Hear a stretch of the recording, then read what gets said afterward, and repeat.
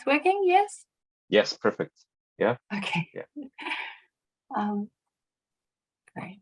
So normally, well, I do two kinds of research. So it's interesting you were just mentioning about the theatre, Mauricio, because a lot of my research is actually just working with groups on the ground to help them create theatre and to share their messages with their audiences through that different genre. But I'm not presenting on that today because I thought it might be more relevant to speak a little bit more about some of the evaluation research that I've been doing. So I'm going to talk about a long-term project and then a current project. And from the instructions that, or the provocation that you and Stephen sent, I'm going to focus mainly on what value can researchers add. So, kia ora, buenos dias, salam alaikum, malo alele, ni hao, and good day.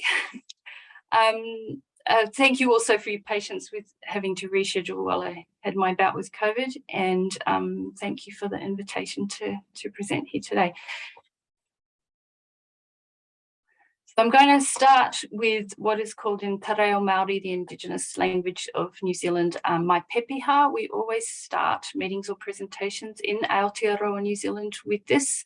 It's a way of acknowledging where we've come from and the land that we're on now. So tēnā koutou katoa, ko kunani te maunga, ko Nabalan te awa, kei whanganui a tāra toku kāinga i nai anei, ko Pākehā te iwi, mahi ahau I te kuninga ki Purihuroa, ko Elspeth Tilley ahau. So I just told you my mountain, Kunani or Mount Wellington, my river, Nabalan, or the Derwent River, and said that I now work at that beautiful campus you can see on the bottom there, which is Wellington in Aotearoa, New Zealand, which I hope you'll all come and visit one day, probably in 2024, because there's a conference that you're all going to be invited to with a special stream on creative activism. So I also want to pay my respects to the mana whenua, or custodians of the land I'm living and working on right now. They are called Tia Tiawa, and I want to acknowledge them, their tupuna or ancestors past, present and future, and acknowledge First Nations people everywhere as the continuing owners of their unceded homelands. So I have a picture here of Te Tiriti or Waitangi, or the Treaty of Waitangi, because it's very important to the projects I'm going to tell you about. And it's also important to anyone who lives in Aotearoa. So I'm a Pākehā, which means migrant colonizer, and I live and work here only by virtue of this treaty. But how it's useful for research is that the treaty sets out specific parameters for partnerships.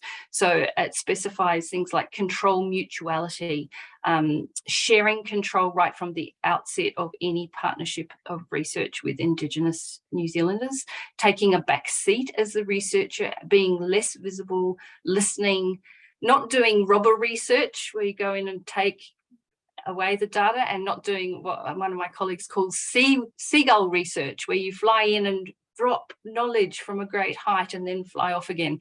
So the treaty is actually really useful in terms of setting out long-term commitments, the need for those, protection of rights, redress for wrongs, and resistance of colonial norms as parameters for any research that we do.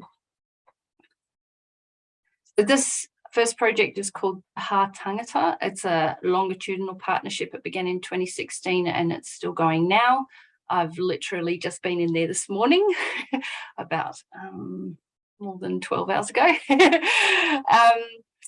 So Te Ha Tangata means the breath of the people. It's a storytelling project. That name was gifted, and all of the other Indigenous terms that we use in the project are gifted by the founding partner, which is a tribal organisation called Kahununu Whānau Services.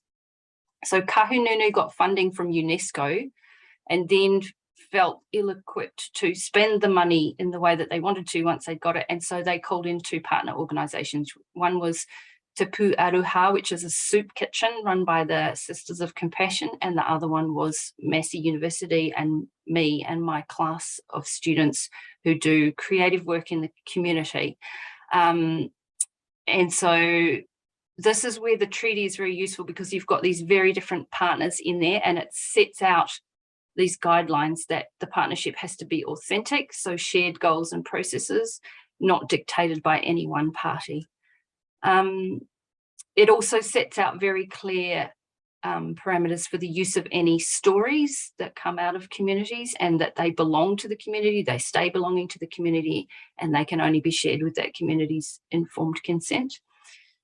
So we then recruited New Zealanders who were experiencing housing deprivation, and for 4 months worked side by side, helping them develop their stories and share their stories with the public and with politicians who have responsibility for housing policy, and with the media, and with their own family too. A lot of their own family didn't know their stories. And so it started with face-to-face, and then it moved into a bunch of outputs, including a book, a play, a series of videos, a series of podcasts.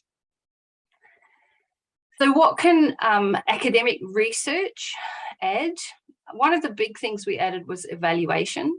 So Kahununu wanted to know if the project would actually change anyone's attitudes out there in the community, but they didn't know how to measure audience responses. So the academic aspect part of it was to design a quantitative instrument with 2 questions asking whether people's attitudes and behaviours had changed. You can see we used emojis for that because we had hoped to use it with the participants in the project as well as with the audiences who came to the storytelling events, but none of the participants really wanted to fill out evaluation, even if it did have beautiful emojis on it. So it's never that coming in and knowing all the answers. It's actually really is a partnership of learning what will work and what won't work and doing things better. So we got 73 surveys, about 1/3 of the people who visited, and some really good results there. But it's a very blunt instrument, and we wanted to know a lot more about the project. So we designed a qualitative instrument.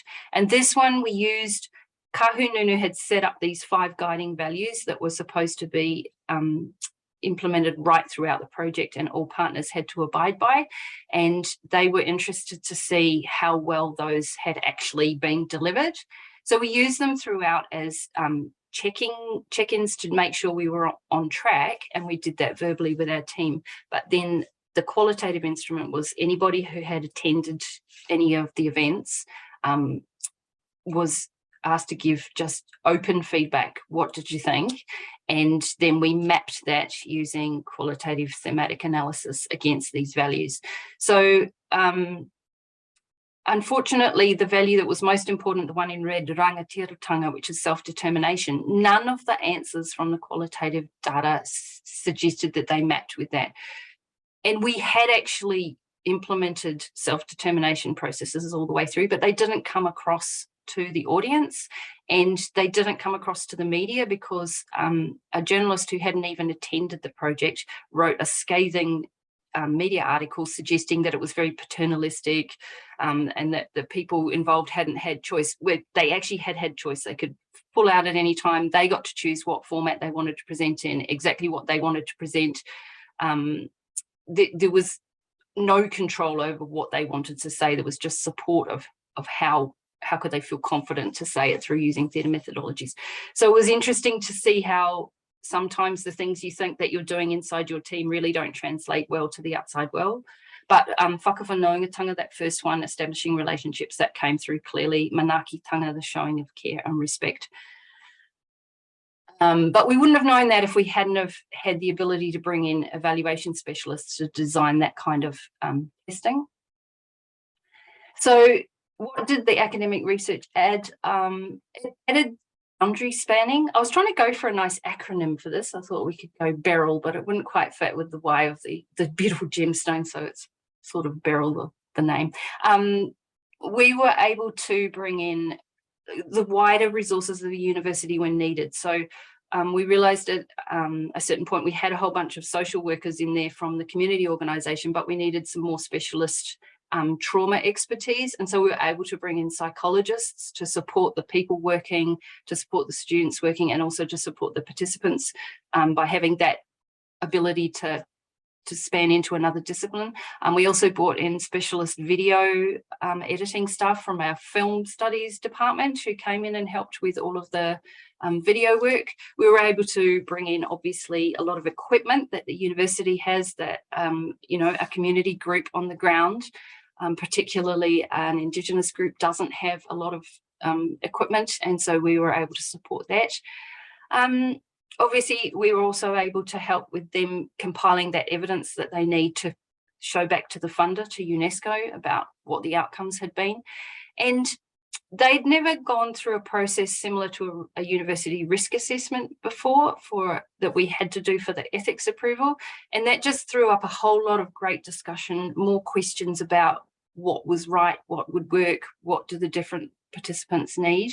And so that was really useful, bringing the minds together. But we also learned from them. So the CERT kitchen already had a situational analysis training where it's helping alert you to shifts in interpersonal nuance in situations where you're working with people with addictions and those kind of mental health issues. And so that was really useful for us to learn what they do on the ground and to bring those two sides of the coin, the psychology and the on the ground work together, and they both enriched each other. So it certainly wasn't a case of us doing seagull research and dropping in knowledge.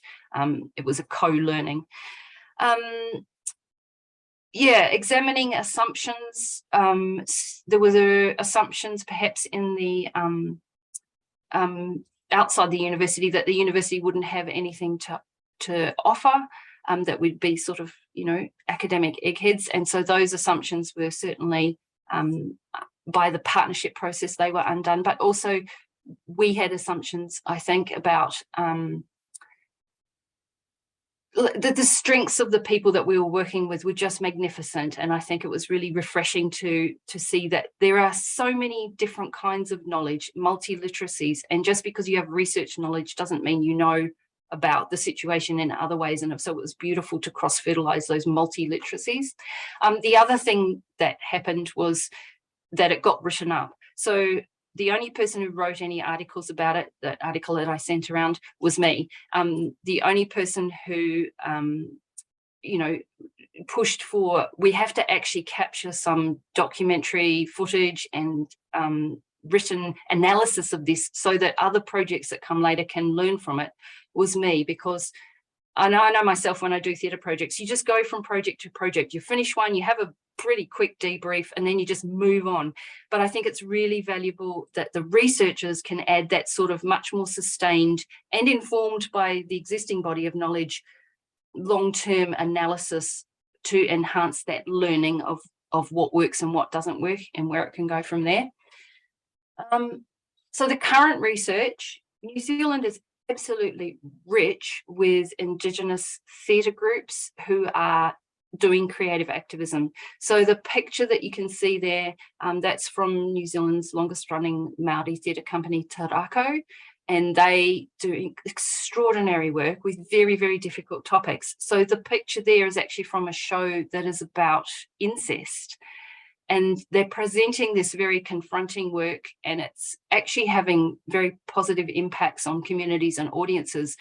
But it's very difficult to translate that into terms that funders feel comfortable with. Funders and the sort of government bodies are quite, they hear the word incest and they're very worried about what, is it done well? Is it done properly? How is it facilitated? Are all of the checks and balances there? So the current research that I'm working in is a partnership between myself and 3 Indigenous researchers, and we each have different things that we bring, and mainly what I bring is actually just to translate between what they're doing in the communities and how to write the funding application, how to translate things into the language that the funder will understand, how to design the evaluation in the way that the funders will understand. So I'm sort of like this, yeah, spanning boundaries again between different worlds. And I won't work in the communities in this project because it's not appropriate, because it's an Indigenous community project, but I will probably do the writing. I've already done the funding application. So I'll do more, I'm almost more like a supportive administrator, but I also bring that kind of wider view of what institutional regimes of research require. So, but my co-PI, Ngā Horihori Wehi Paihana, she will drive the community-based research and mentor the 2 associate investigators. So we're trying to come up with ground-up, Indigenous-led rubrics or systems for evaluation that will be accurate and effective, but will respect the cultural specificity of the work that these kinds of organisations are doing. Essentially, the methodology is triangulating the creative activism that the organisations are doing, kaupapa Māori research, which means by Māori for Māori. So how it will unfold can't be determined in advance, but there are some guiding principles which I can show you, and developmental evaluation. And when I first sort of started hearing about developmental evaluation, I thought, oh, I don't like that word developmental. It sounds quite but Ngā Horihori Wehi Paihana has pioneered already the combination of kaupapa Māori and DE, as they call it. And she says, and she's published keynotes and papers on this, that DE actually is more just a facilitation of learning, and that it is such an open system that it actually is compatible with kaupapa Māori research, with Indigenous-led, whereas she's quite critical of some other forms like culturally responsive evaluation, CRE. She says is not for Indigenous. That's more imposing a preset system of evaluation, whereas DE is, okay, how together are we going to evaluate this in ways that are relevant for you, and you tell us what you need to measure and we'll help you design the measures. So the Māori guiding principles, some of them you've already seen on the previous project, like rangatiratanga, which is self-determination, whakawhanaungatanga, which is proper authentic relationships. One of the reasons why I get to work in this space, even though I'm not Indigenous, is because of whakawhanaungatanga, because I have, it's now 18 years partnership with a series of Indigenous researchers, and one in particular. And so I've kind of like proved that I'm not going to go in and take and go away, because I've been doing it for 18 years. So it's not necessarily something you can do overnight, because there's trust and commitment and relationships to build up. But I'm very, very fortunate that I do have those relationships now. And so those relationships can then springboard for other research projects. Humility is really important. Like, I'm just there to support, to awhi, it's called in Te Reo Māori. And yeah, being cautious and being open to what the community wants. And so these actually fit reasonably well, Ngā Horihori argues, with the developmental evaluation guiding principles, particularly co-creation.